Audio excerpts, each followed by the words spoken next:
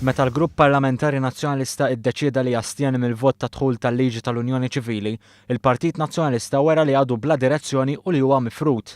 Hekk kienet deskritta l-mossa tal-kap tal-Oppożizzjoni Simon Busuttil mill-editorjal ta' tlieta ta' The Times of Malta. Intqal ukoll li dan ikompli jitfadel l-ikraħ fuq il-Partit Nazzjonalista. Intqal li l-astensjoni tfisser li mhux tal-membri parlamentari nazzjonalisti ma natawx l-opportunità li jivvotaw fuq bażi individwali, iżda meta għażlu li jastjenu naqsu milli jieħdu pożizzjoni u jagħtu raġuni għal dan. L-editorjal tat-Times qal li din is-sitwazzjoni bla dubju se tkompli tikkawża tensjoni fih dan il-Grupp Parlamentari Nazzjonalista immexxi minn Simon Busuttil. Kritika l-astensjoni wkoll mill-eks kandidat tal-Partit Nazzjonalista għall Parlament Edward Demikoli li ddeskrivija bħala mossa li ma rappreżentat lil ħadd. Min-naħa tagħha il-General Workers Union ukoll qed il-kisba storika.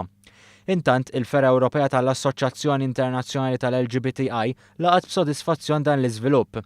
Juris Lavrikovs qal li l-liġi tal-Unjoni Ċivili hija riżultat u eżempju ta' sħubija b'suċċess bejn dawk li jieħdu d-deċiżjonijiet u s-soċjetà ċivili. Also introduced grounds of sexual orientation and gender identity explicitly in the grounds of prohibited discrimination in the Constitution.